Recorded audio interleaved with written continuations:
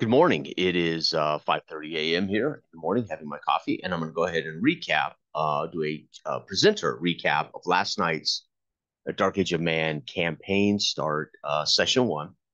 Um, Again, I decided because our book is close. We are in the final throes of finishing the book.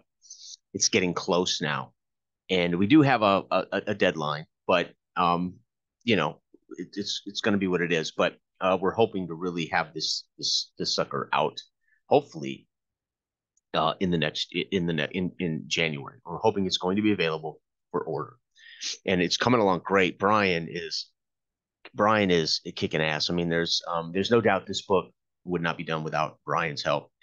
Brian is Brian is the man behind the plan, and he has really organized the editing schedule. He's really organized how to do this. He has kept on us. He has been uber professional, and it's unbelievable. It's fantastic. And we have so many people in the community to thank for being a part of this.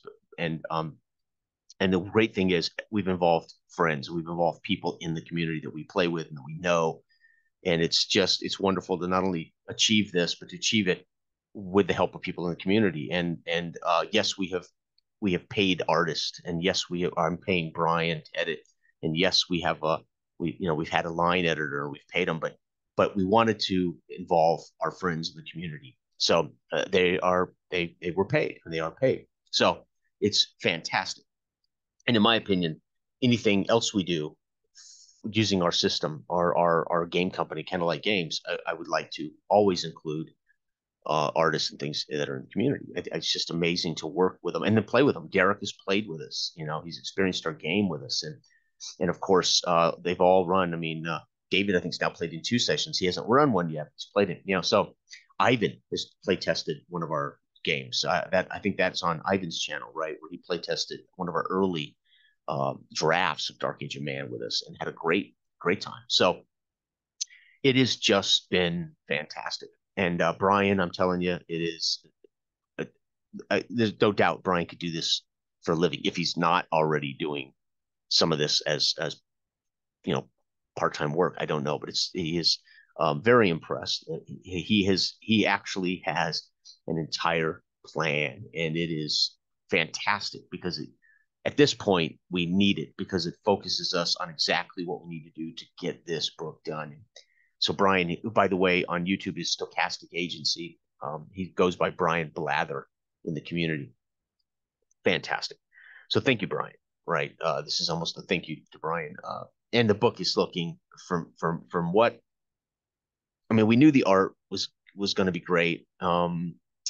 Obviously, we designed and I wrote the game and the setting, and uh, but that's all okay, right? It isn't like I've written anything that hasn't been written better, or it isn't like we wanted a setting, we wanted to provide something for people and we wanted it vague enough that there was information, but vague enough they could make it their own, and the system. And again, I've talked about this. The game is designed really to liberate the GM, to put the GM in a different place when he plays the game.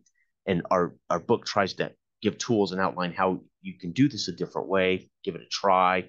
There'll be many GMs that already do something like this, right? There may be other books that are similar. I don't know. I haven't read those books, but and then our system is designed to be, character heavy, mechanic simple, right? Make the character you want to be, make the character you believe in, embody that character. The mechanics will support how you go about describing your actions and taking agency over your character into both decision and mechanics. And the presenter is naive enough that those aren't those there's never a conflict. And if there is a conflict, it's a legitimate game space conflict, and it's a legitimate narrative space conflict, not a game space conflict. So it's not like, hey, I want them to fight the dragon tonight, and this jackass wants to go shopping. It's pissing me off because we have no plan. We have the one page idea what's happening. We know some things, they know some things, and then we have an RSC chart. And last night was a fine example of how all of that. It's unbelievable how there is a magic circle when you play with a group of people who want to play, and they respect each other, and they respect what we're trying to do, whether it's how the game works. and what kind of flavor or atmosphere we're all trying to get out of this, right? It is amazing. As opposed to playing, in that group where there's one black sheep who's kind of trying to thwart, the integrity of the circle, right? And it's amazing. So I did tell everybody I want to run a seven. So in our book, right, our book defines a campaign as 7 sessions, because you always start as a repute 3. So you really are starting with a level 3 character in our game that allows you to build something that has already history. So you're not just telling us your character may be a 13-year-old peasant, but your peasant will have 3 repute at 13. And the book also says you should ask the players how they earned those 3 repute points. In all of our sessions online, we have ignored that portion of the book. I don't ask the players to tell me how they earned their 3 repute. But again, I told everybody with these 7 sessions, my goal is to teach the game. I want to make videos and be transparent about how the rules are designed and how the rules are implemented and how we use the system, right? How we use the math, how we use the dice, how we implement agency, etc., and how I am naive. So I told them there's going to be a lot of meta talk, and then I'm going to announce, hey, I'm making a roll in the RSC. Hey, I rolled number 12. So I warned the players there might be some game talk that normally I would never do, especially in Drunken Man. Our cultural play is we run this invisibly, right? You don't really know there's a system happening, right? Until you hear a GM say roll the dice, right? So that's our goal, is to create a game that allows in character really almost invisible system play. And once you've done it a few times in GM, it's completely invisible except for announcing you need to make a mind check here. Or Bill can say, I want to make a mind check and cast, right? So you could have that kind of speak. But I made it clear to them that I would be speaking that way. And I also told them, feel free to do the same, to also, from a player's perspective, show how you're taking agency using mind, or how you're going to attack with your sword or whatever. So don't I want them to be a little more transparent or meta about what they're doing. So I started the session off as we in the book say, introduce your character and tell us how you earned your 3. Who are you? Where are you? How did you earn your repute? And then we know where you're at in the fiction. And again, because the GM does not set we set the scene. Like I might set that like this. I said it was summer. It was like 7:30 in the evening. Summer festivals coming. It's busy, etc. So they get this kind of idea of when we're starting the actual game time, the session. But outside of that, they could put themselves anywhere, right? Somebody could literally say, I am in London, and I'm in the council of the King of London." Right? So a player could literally say, I am an advisor to the king in London. And I'm like, I would be, again, I'm naive. Okay, why is he advising the king of London? What am I going to say to him? And I might roll the RSC, and the RSC might say something on it that cues me that the king of London is going to introduce this scene, right? So we have complete freedom and agency. So anyway, I started with Sam. Sam, tell me who you are and where you are and how did you earn your 3 repute? Sam lays it out, and Sam says, "Well, I saved passersby from an ambush in the woods because he's a ranger of the southern border of Dredge County, and at some point, as a young ranger, he saved these travelers from an ambush. It turns out she was the sister-in-law of an alderman in Howardtown, and he earned a repute for that, right? Because you have to do something kind of epic, or at least something that would get you notoriety. That's how you earn repute in our game, right? As an individual, right? Okay. You can earn repute as a group in session. So, okay.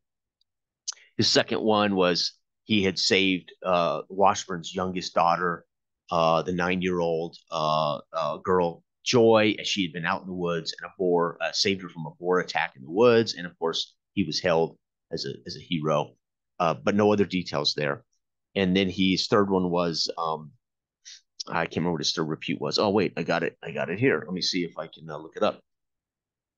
I don't want this to be real long, but I have a feeling it's going to be a fairly long video. But again, it might be easier to follow these sometimes than watch the 4-hour AP or 2-hour AP.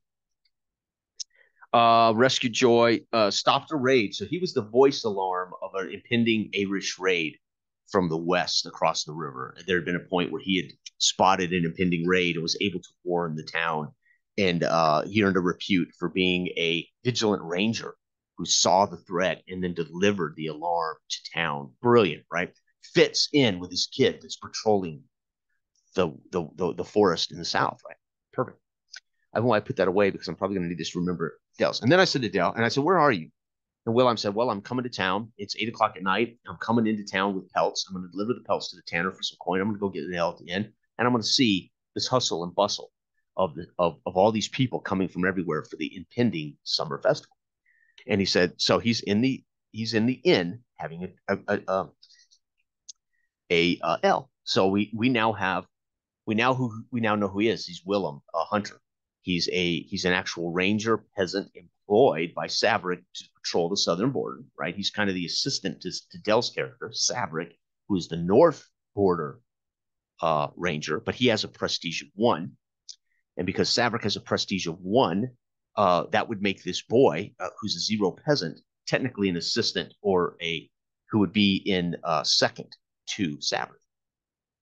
So Wilhelm is the 16-year-old ranger on the southern border, and he has come to town, dropped off some pelts that he's collected for some coin, and he's having an ale. So we know exactly where we're at, and we know it's about 7:30 at night, summer evening. Sun has not yet completely gone down, and the place is bustling with the women folk, the farmers bringing in bushels of carrots, beets, and cucumbers. They're setting up the stalls and the tents for the summer festival. It's just traffic. It's busy in Dredgewater. Okay, beautiful summer. Okay, so that's the setup. And I said, okay, Dale, tell me where we're at. So Dale says, my repute. I'm not a local. I'm a foreigner, and I have a strange accent, and so I am a loner, and I live in the woods, and I carry this special dagger. And just that alone gave him a repute. His character was kind of, you can imagine the locals like, ooh, who is that foreigner? Who is that strange loner? That very mysterious character, and that was a repute. And it makes total sense, right? In Dredgewater, this little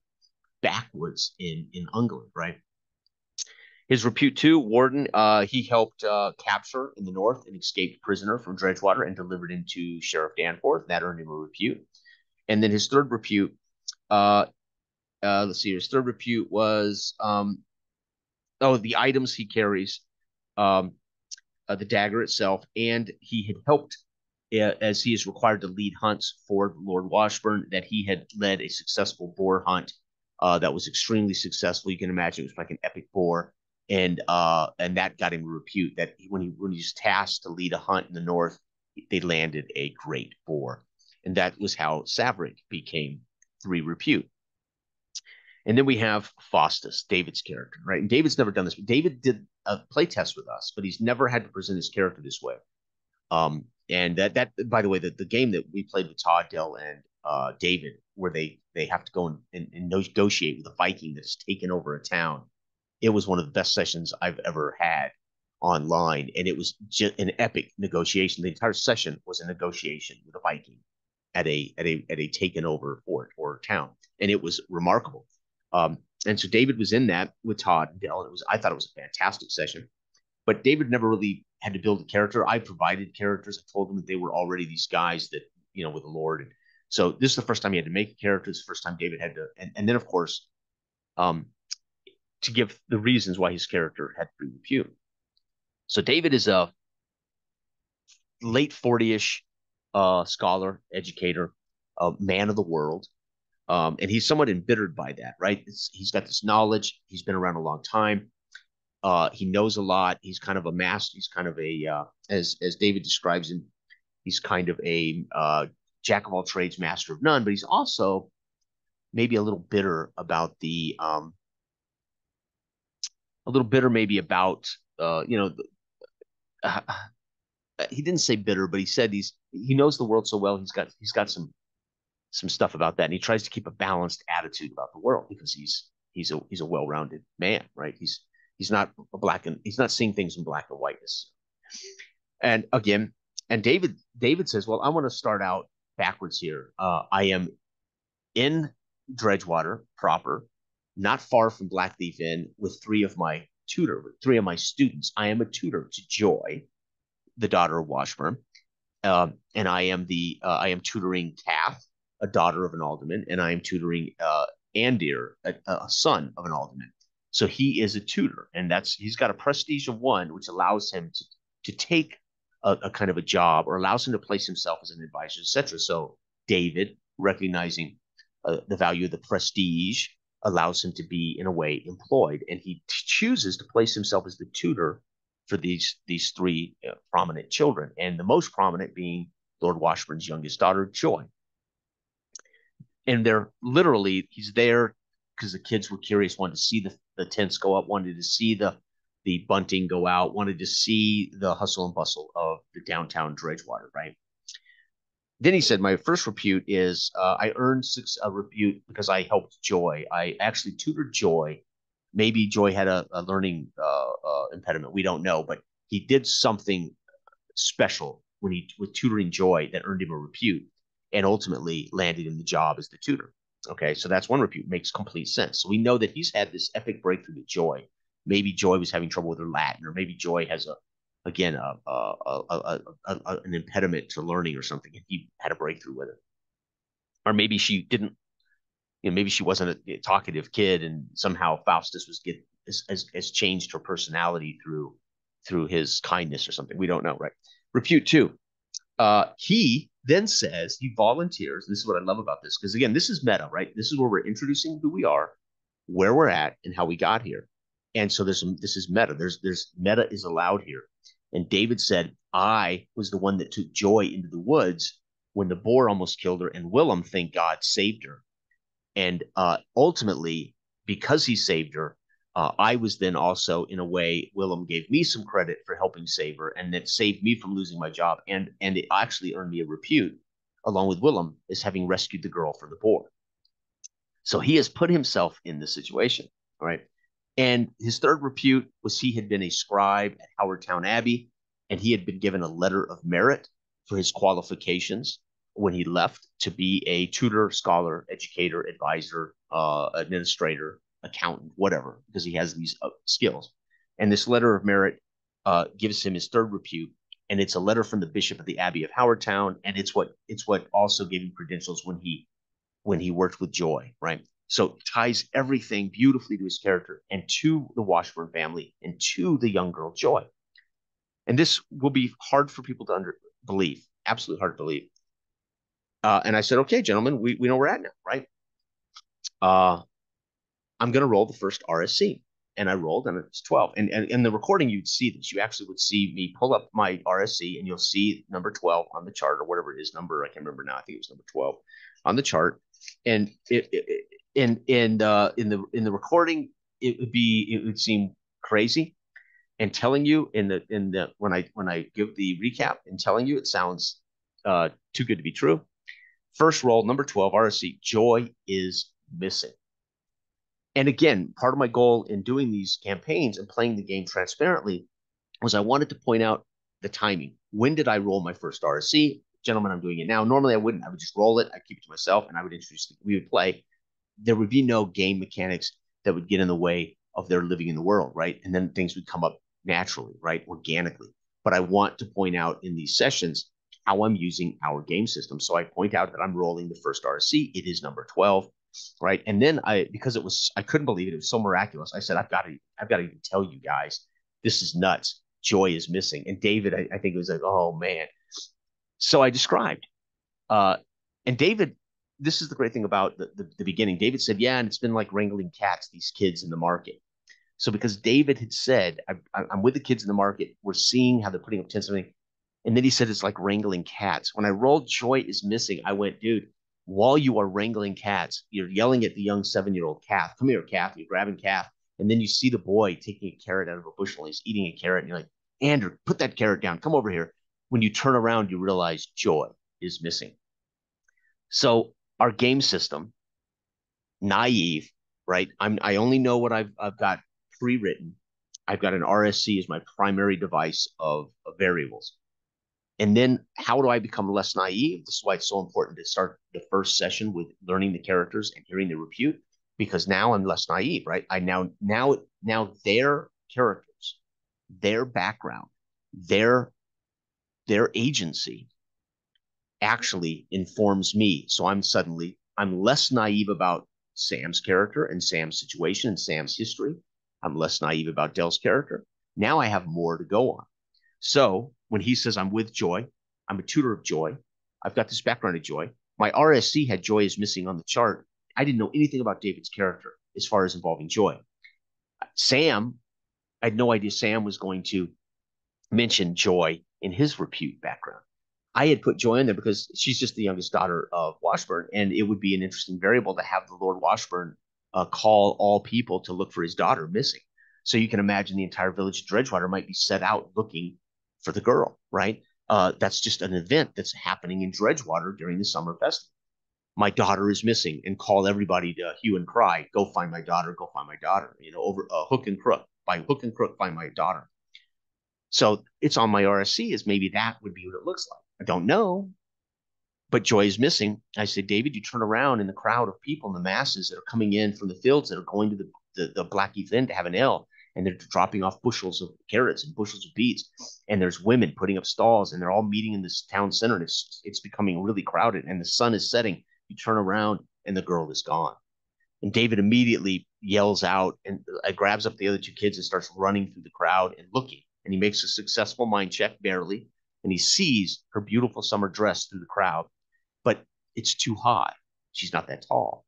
And I say, as you break through the crowd and you see now she is being carried away by a man in a dark cloak, he's handing her to another man on a horse in a dark cloak who spurs his horse and rides away. And the other man mounts up on his horse, wheels around, and Fastest screams out, those men, they've taken Joy, and he gets the crowd going. Saverick has explained that he's at the tanner exchanging pelts for money. We have a role play before we get to David, because we started with Sam. Sam explains he went to the tanner, he goes to the L. That was how we started session, right? I then asked Dave Saverick. Saverick says I exchanged goods, and we had a little role play where I take the opportunity to give him the information. Your cohort Willem is in the inn. The young boy is in the inn. Look at all the pelts he brought in. So Dell knows Saverick's in the inn. He didn't have to meta it when this all went down, which is amazing too. It's like this little exchange of role play of information where I just kind of taunt Dell's character that he brought in a ton of pelts. And also, I gave him information that his character would not know. Willem's in the inn, and Dell says, I'm headed over to the inn to see what this boy's about, right? To visit with the boy. This happens. He's headed to the inn when Faustus points out the alarm, calls the alarm, there's kidnappers. So Dell sees it over the crowd. You can see these men mounting horses and riding away with the girls. And because Dell's character has learned through this kind of, again, people would call this vain role playing. We didn't have to do it. It's information. I did it to deliver information. Dell did it to explain how he's going to have some coin to get maybe L or whatever, right? Or it was part of his character. But that information, then Dell's able to push the door in and yell into the inn, boy, get out of here, we got trouble, without having to find an excuse for telling Sam's character. So this is what's amazing about role playing. Information creates non-meta situation, right? Once you're in game, they would, if Dell did not know where Willem was at, he couldn't have done that without meta, right? Without using meta information. And fortunately, because we had this little role play, purely by accident, this occurs. And it occurs before I roll the first RSC. It all ties together. And again, how can this work as a naive narrator? Players are in the world, they matter. What they say they are matters. Who they say they are matters. There's agency over some of how they built it, where their character comes from. They know Dredgewater. It's in the book. They know some of these NPCs. They know the map. They may not know it. They haven't studied it. David, for instance, I don't think has had a chance to really get to know Dredgewater, but he's going to roll with the flow, right? But David placed his character with confidence into the fiction. This is how I earned repute. I am Joy's tutor. I also have a little history there with Joy. But also, David, the last thing David said before we started in live, we went from our introduction to characters and setting the place. David's last thing he said was, and Lady Washburn doesn't like me. Okay. And it's like, well, of course she doesn't, because you were the man that led her baby into the woods, and she almost got killed by a boar, right? So she probably doesn't like Faustus for that reason, right? She maybe not buy the fact that Faustus saved her daughter from the boar, right? Maybe she's smarter than that. But that's those little nuggets are things that become important later. Right now, it just seems like, oh, that's just history, right? Okay. So they end up anyway. Again, how the system works. Dale says, I'm looking for a horse. I'll just take a horse. I'll borrow a horse off the street. And I said, there is one. I'm not going to argue. There's going to be a horse in this crowded village, at least one, right? So Dale says, I'm headed for it to get on this horse. And I'm barking for the kid and I'm barking at Faustus. What happened? What happened? Right. Well, Sam, this is how the system works. Sam comes out and Sam says, what the hell's going on? I need a horse too. Well, now it's going to require a roll, right? Because, okay, how many horses are there? So, well, let's make a roll to see how lucky you are. Is there another horse here? Well, he wrote a critical failure. So basically, I said, your critical failure it's critical. It's a one, a literal nat one. So the critical failure became this. Saverick in the hubbub and people running.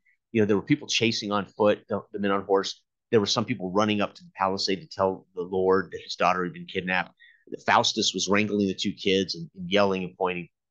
Faustus made eye contact with the main bad guy, Belvrick. He saw his face. He could identify him. He saw his scar. He didn't know who he was, but he actually identified the big man who stole the girl from him off the street as he wheeled around and rode away.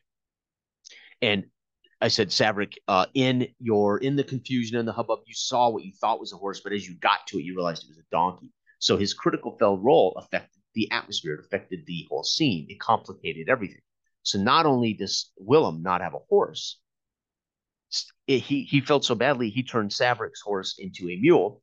So then Saverick has to find another avenue. So Saverick then yells for the sheriff, who he can hear in the bar as a drunken fool, and they're telling stories and things. I described Danforth comes out, stumbles out, drunk, and he says, "We need horses, man, now." And Danforth's, waves Dar, and he starts stumbling across the street to the blacksmith corral, where Dar, the blacksmith, holds horses. So while Saverick meets Faustus to talk about what just happened, and Wilhelm joins him, Danforth and Dar bring horses to him. They mount up. I say, as the light again is fading, it's starting to get dark. They take off into the south, headed toward Von Mort's land, south on the main pathway, and they're riding to chase. Faustus joined him. He gave the kids to a soldier that came running down the hill when he heard, and he hands the kids over to the soldier and says, "Deliver these children to their homes." And he says, "I must go. I mean, she was in my care and she's been kidnapped." So Faustus mounts up and rides with him. Something this 45-year-old scholar would definitely not like to do, right? I mean, I'm sure David's character is not comfortable on a horse, not comfortable in the middle of the night in the darkness riding out after, sword wielding ruffians who have taken joy, right? They make some tracking checks. Sam describes how he's going to do his tracking check. I know the DV, right? The DV is based on Belvrick, and Belvrick in the book is a DV-11. He is a very dangerous Mort mercenary. So DV-11 makes him a formidable and dangerous foe with 5 health. They are chasing one, and he has one minion, right? So we have Belvrick at DV-11, and he has one bandit with him as his cohort. Is an 8. Excuse me, he is a bandit, so he's a 4 DV. They're minions. They're basically easy kills for even repute 3 peasants. Okay, he's a 4 with 1 health, which means 1 hit would kill this bandit that's with Belvrick. But Belvrick himself is a formidable enemy. Okay. He's a mercenary in the book. Belvrick, the name I just drew from one of my random. I always write down before session a shitload of names, so I'm not now just making up names on the fly. I kind of have a list of names, and so I drew from the Belvrick sounded good, so I snatched Belvrick and delivered Belvrick to them in session. When he described the man to Saverick made a roll, and he knew who he was. I recognized the man you described to me. That's Belvrick. So that's how they learned his name, Saverick, from Faustus's description. Saverick knew exactly who this scoundrel was. He is a poacher. He is a thug. He is a man. He is a sellsword. Okay, so they know it's this guy Belvrick. Wilhelm has heard of him, but doesn't know much more about him. Okay. Anyway, so we know the DV-11 to fight this man, to track this man, right? So again, we use the DV for lots of things, but his DV mostly is for any confrontation with Belvrick. This would involve tracking him, negotiating with him, fighting with him. That DV can be changed by player agents. It can be changed by description. It can be changed by circumstances. For instance, as I told them, it's dark. The DV just went up. That should have queued them. The DV's up maybe 12, maybe 13. Maybe it's a hard 11, right? It's not going to come down no matter what they describe. But I don't have to tell them that. I could have. I probably should have in session so everybody understood how I was using the DV here, right? So that means they're going to be rolling against Belvric's abilities, right? Belvic is not going to be completely stupid. So people watching and say, so they rode 5 miles and they got off the road and went to yeah, because the successful tracking roll that Dell made makes me make Belvric human, right? It gives Belvric a weakness, right? But had Dell not made that big DV roll, they wouldn't have been able to find Belvric this way. They would have had to find Belvric and the girl another way, right? They would have maybe had to wait until Belvric issued a ransom or something, right? Okay. But Sam describes how he stops the horse, gets off the horse, because he knows you can't track high speed from horseback. So he slows his horse, gets off, and he's looking around the ground. Well, unfortunately, he had a slightly lower DV because he did that, right? He actually got off the horse, but he failed that roll. And Dell described how he's looking for tracks off to the road or broken branches, etc. And so Dell made his roll, but he made that check. And even though it was harder because he was riding his horse, so I had to come up with, well, what would that failure look like for Sam? Well, he was checking fresh hoof tracks. Well, guess what? Faustus and Saverick are in front of him. So unfortunately, they have trampled what would have been Belvric's hoof prints, and he can't tell which hoof prints are which. So he mounts back up and catches up with him. But Saverick spots where they clearly left the trail into the underbrush and through the bushes into the forest, and Dell leads them off road.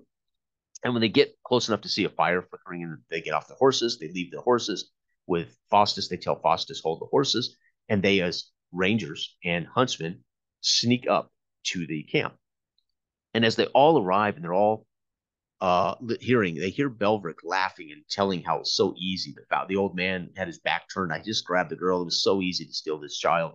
The maiden, Washburn's maiden, gave us great information. So they now have learned that, number one, and also they learned through a show, Don't Tell, as I'm Belvric telling this tale. Belvric tells them that Vadamot Mort's going to pay well for the child. We did what he asked.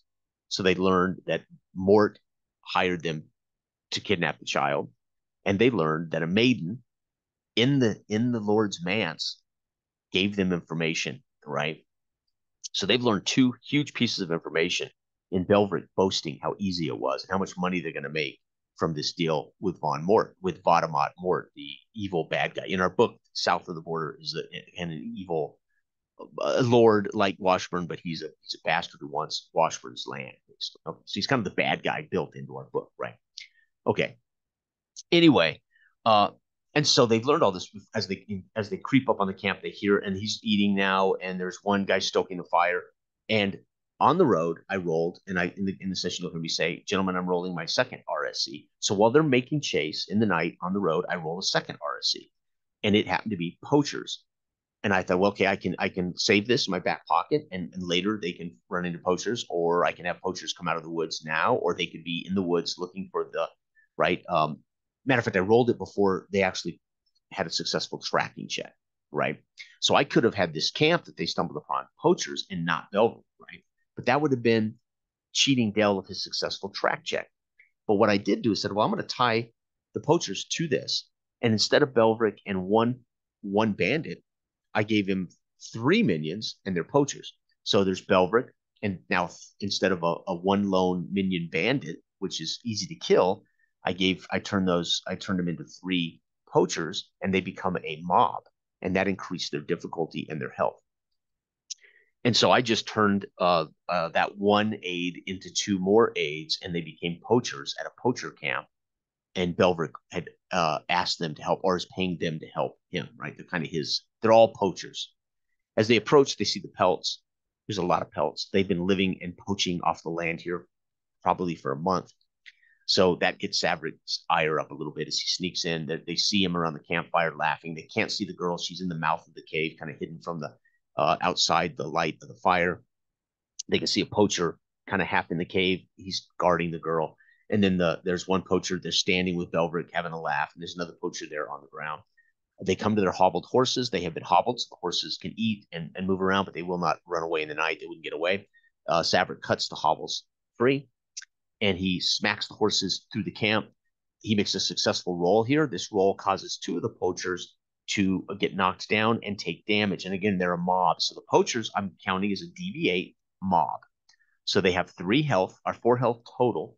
No matter how many there are, this particular mob has 4 health, and they have an 8 DV. He scatters them. Okay. Then Belveric orders the 2 poachers to get off their ass and go chase because they don't know what caused the horses to scatter from the camp. Belveric drops his food into the fire and gets angry and barks at the 2 poachers, get off your ass and go chase those. Now we have Belveric alone and an actual minion with a 4 DV and 1 HP. And I should have described all this in session, but I didn't want to break our game. I didn't want to be so how-to in the session. So in a way, this recap's good. It allows me to explain how I'm handling it, which means that the 2 poachers left are no longer a mob. They are pretty easy to kill. DV4 1 health poachers. The other 2 are chasing off into the woods after the horses.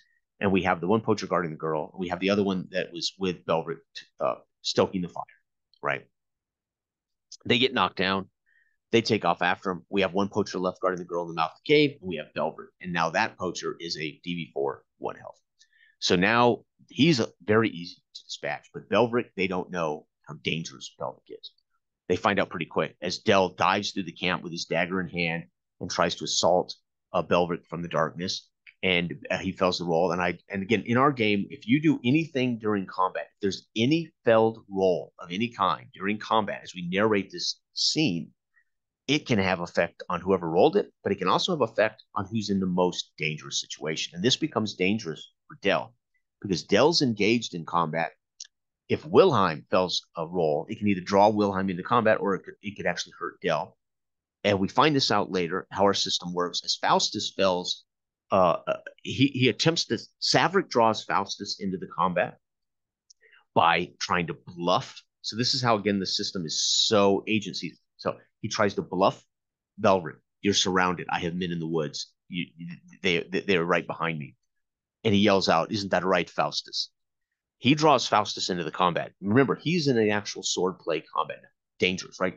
He's been pushed off into the fire as he fell. He took a wound, which is called fatigued. So he's now fatigued as he's standing. He had to skip past the fire. He's been pushed away by Belveric. He didn't catch him off guard. Belveric draws his weapon and he levels his sword, kind of across the fire, right at Saverick and smiles at him. And Saverick then on turn 2, as Wilhelm successfully sneaks into the cave from the shadowed side and through the shadow of the cave outside the firelight in behind to the girl, because the girl is in the cave between the poachers, between the girl and the exit, but it's a large mouth, and you can imagine if the mouth of the cave's here, the girl's here with a poacher. Sam's character sneaks in around this edge of the cave into the darkness, comes around the back of the cave, staying in the darkness. He is almost seen. He makes a roll as the horses scatter through. The poacher guarding the girl turns to look at the girl to make sure everything's okay there, and he makes a roll to pull himself back as he's moving toward the girl. He makes a successful roll to pull back into the darkness at the last second, and that poacher doesn't see him in the cave behind him. The poacher turns back around, draws his I describe it as poor short sword, to engage in Saverick 2.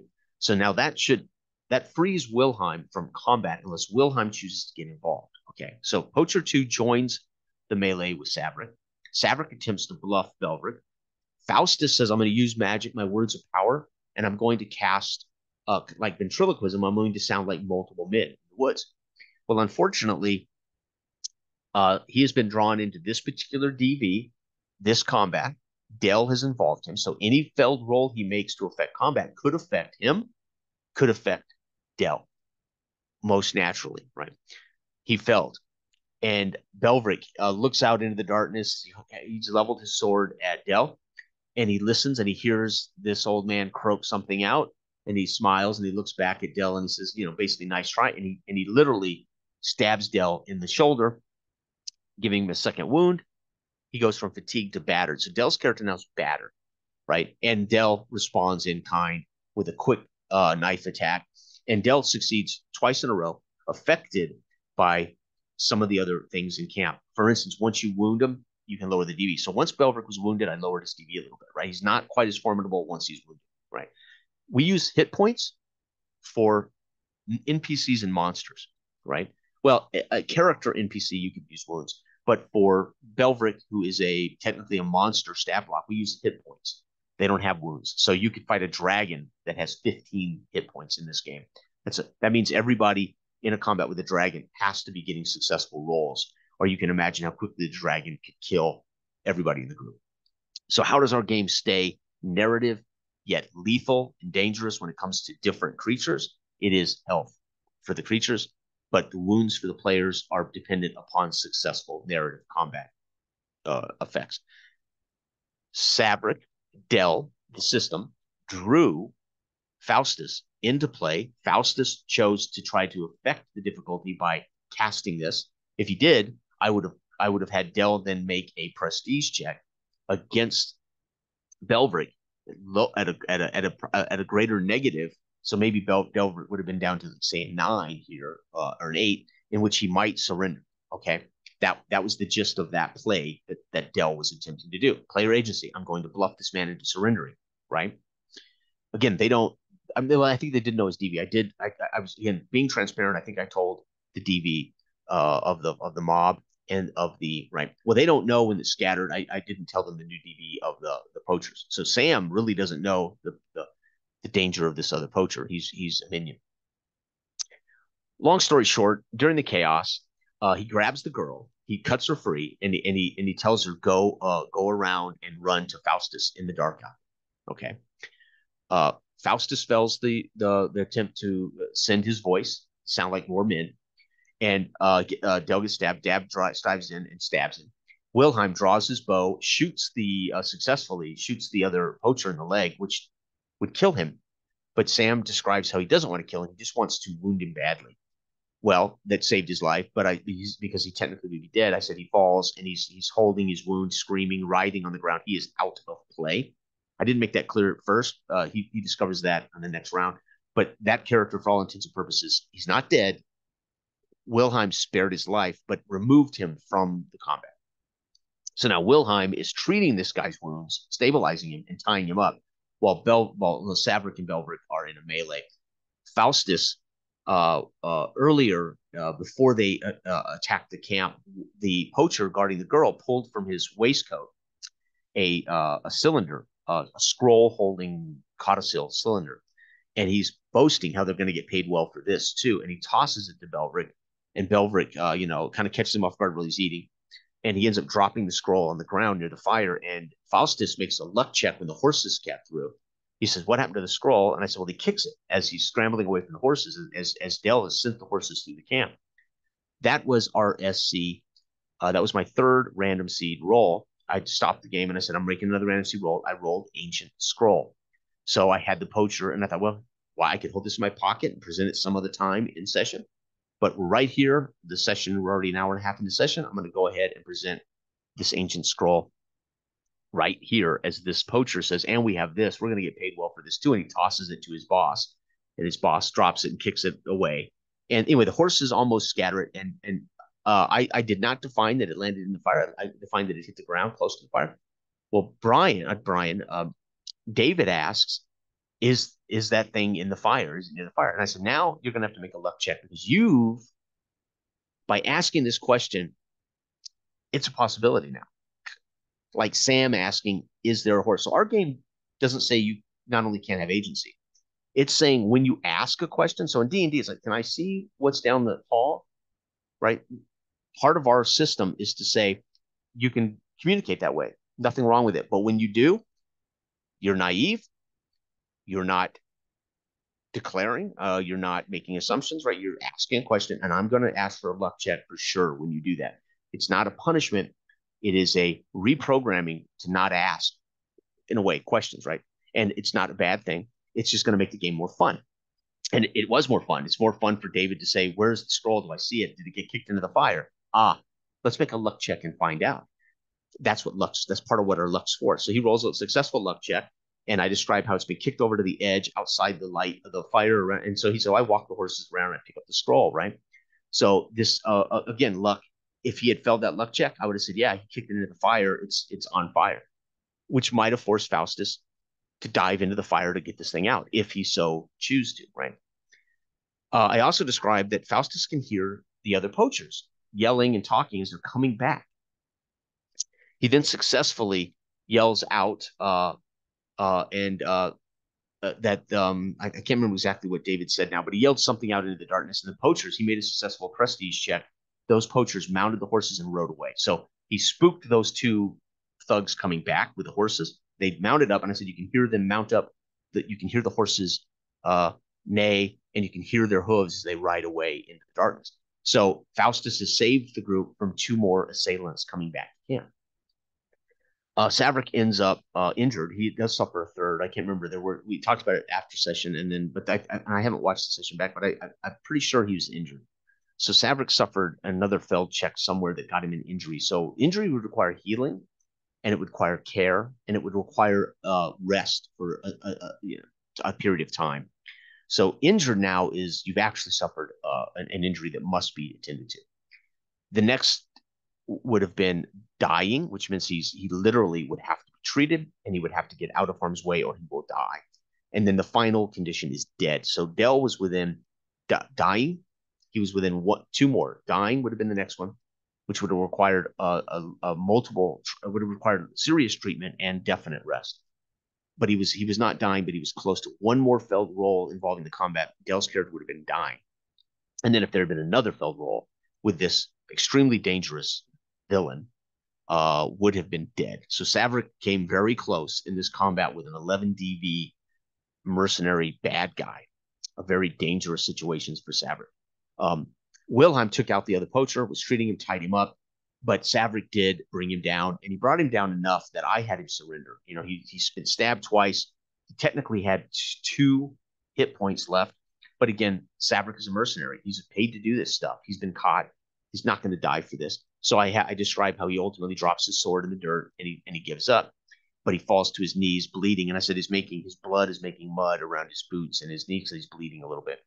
And Dell asked him, where's the girl? Because Dell's not aware the girl's escaped. And Willem says, don't worry, we got her. And he points her out. And Dell looks over and sees that the girl is with Faustus at the horses.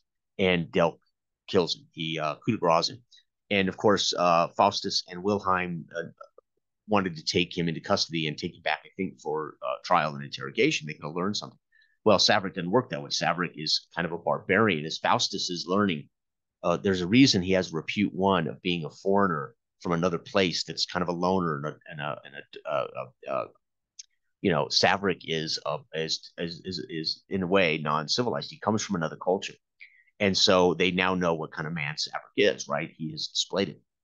And he kills him.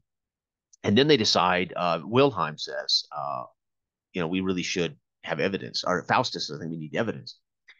Anyway, so Saverick decides to use the sword to decapitate. That would become their evidence of Belvrick's involvement. They remove armor from him that is better than average, and they get this sword, which is excellent. They don't know beyond that. And he gives the sword to the boy. Go ahead, you can have this sword, which is an excellent sword. And Sam says, well, I want the scabbard too, and discovers on the scabbard there is some kind of like druid ruins, druidic runes, burned in the leather of the scabbard. They can't read it, but maybe Faustus could eventually read it or decipher it, right? So the boy now has got this sword that is clearly an excellent nature, but it might be more than that, right? They have this sword. They have this scroll that was in RSC. So the poachers. So what happened was Belvrick became the villain that kidnapped the girl, which was an RSC. Joy is missing, right?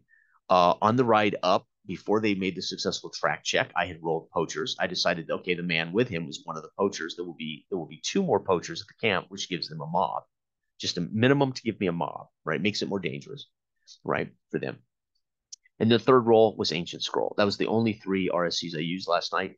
Most of the session took place. It took us longer to describe our characters and put our characters into the fiction, but it worked great as the first roll was completely uh, amazing. And this is what I say when I what's it like to be a presenter in our game is you are a player, and there's this joy of not only seeing how it magic circle of a culture of people who want to and be characters in a narrative, shared narrative space.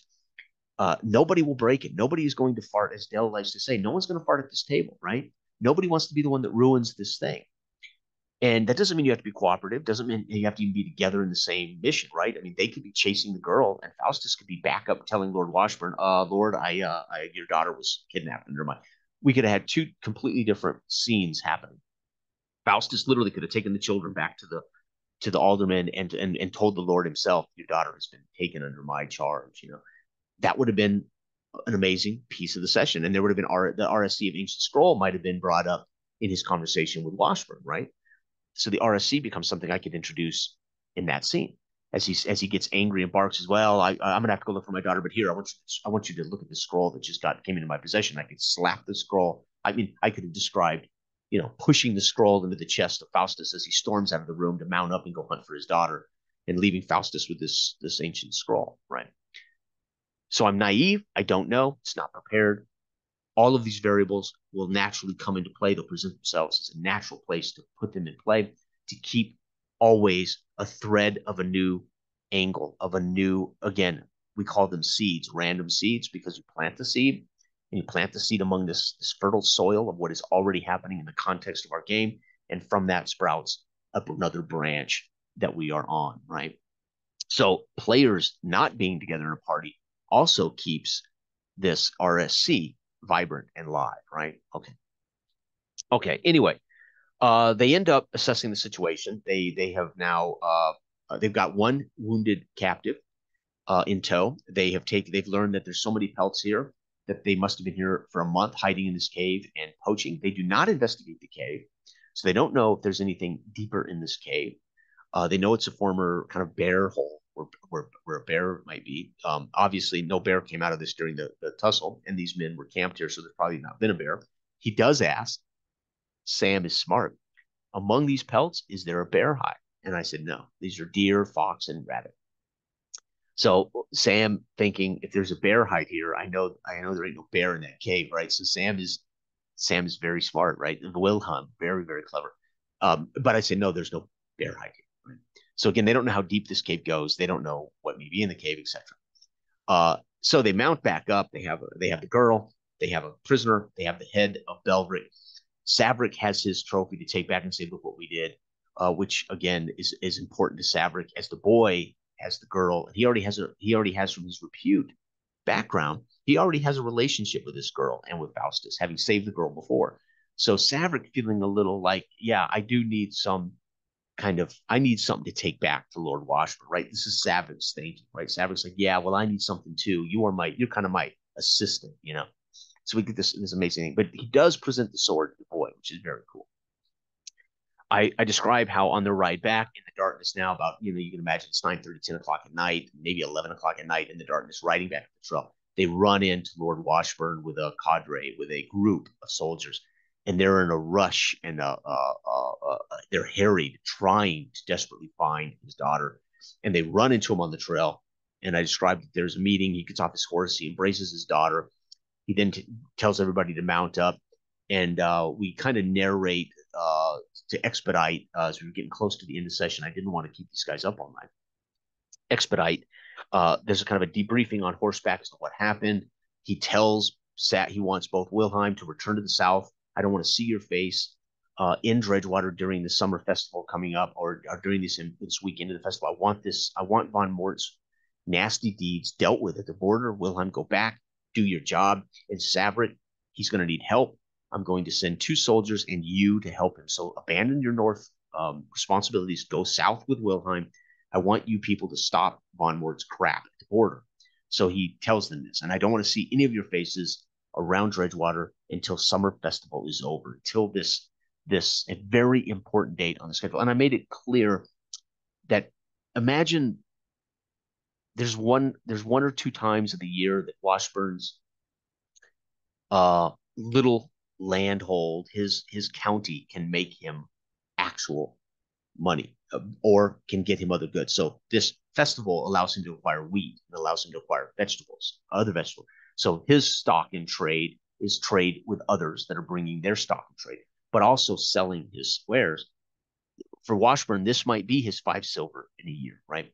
He might earn his 5 or 10 silver for the year. This is the economic boon for Washburn. This summer festival is huge, which is why Vadamot Mort, my major dilemma, Vadamot Mort wants to bankrupt Washburn. He is trying to cause as much problems during this summer festival by kidnapping travelers, by stopping travelers, by deterring people from going, by highwaymen stuff, right?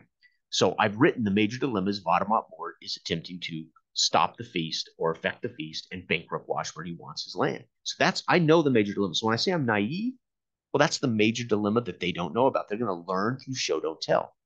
Well, they did learn that she was kidnapped by a man hired by Vadamot Mort. He learned that through Belric boasting at the campfire. We're going to make all this money from Vadamot for doing this. And that way they knew, right? So because it was a major dilemma, they learned of the major dilemma and they succeeded at that. They all earned a repute, right? A session repute. And that's how that works. The minor dilemma is usually tied to the major dilemma. So the major dilemma is Vadamot Mort has this plan, right? That's where I'm not naive. I know that much. Then I have an RSC of other variables that should not be uh, directly related to the major dilemma. They can be things that can be tied to Vadamot Mort, like Joy being kidnapped turns out to be one of Vadamot Mort's major. That guy ends up right. But Joy missing could have been literally she was. They would all just been hunting for it, right? They wouldn't have known. I could have tied it to a werewolf role. If I had rolled vampire on the chart, I could have tied it to vampire. They might have found her body, something like that. So you're naive, but you have all of these tools. We share this broth of information from the player's agency and the players partaking and taking action and doing, right? And it works. And it's, for me, I'm a player in this game as much as I am a GM. And it's great fun. I can't believe, the first roll, Joy's missing. I couldn't believe it. And the way David set it up, that I'm wrangling cats and Joy's with me and I'm in the town. I said, I can hold this, or this is the perfect time to use it. Somebody snatched her out of the crowd, and it ties to the major dilemma. Vadamot Mort is doing these things to mess with the Washburn family, right? The minor dilemma is eventually the trade will stop coming. Traders won't be there to trade.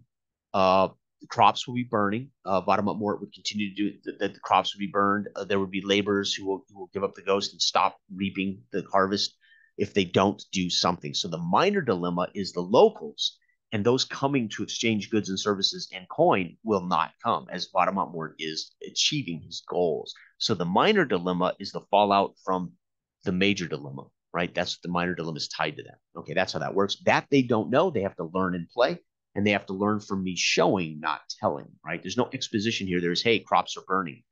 They've got to go fight the crop burn, but they might have to investigate, how did the crops start burning? And they learn, oh, these two guys, they hunt down the two guys. They find out these two guys work for Vadamot Mort. That's how they would learn of the major dilemma. If they deal with it and they help define what's happening, they did, right? They know for a fact Vadamot Mort's man kidnapped the girl. They dealt with it. They saved the girl. And they also confirmed Vadamot Mort is up to no good this year at the summer festival. They all get a repute for that. Now, they can earn repute as individuals for doing amazing things. And it has to be witnessed, right? And you can earn repute for bad negative things. You can earn repute as Dell did in our chronicles when he murdered Martin in front of everybody, and it appeared to the people looking on that there was no reason for him to kill Martin.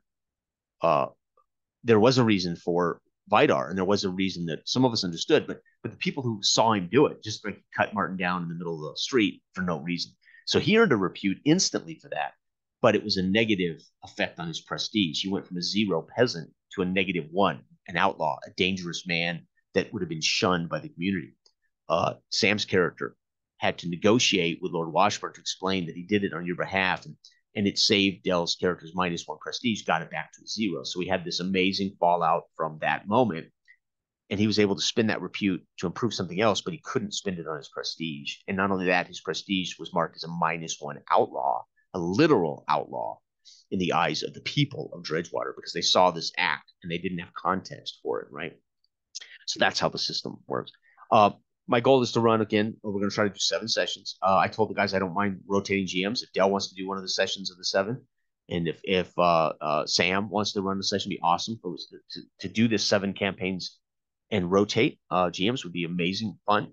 And of course, I'm still hoping that David will run our game. So I'd be great. This is a great chance for David to run a session in our little campaign. So I don't need to run all 7 sessions. I just want to do a 7-session campaign, and I want us to be candid about how the system works. I want us to, if we have to use some meta language, we have to stop and explain why we're doing the DV a certain way or why I'm asking for a roll. I want us to be transparent in these sessions, and I want us to not be afraid to be candid about how we're using the system, so people who might wonder can kind of get video evidence and actual play evidence of how we're doing this thing, and not just listen to me tell how I do it, kind of proving how it works, right? Anyway, that's it. It was a fantastic session.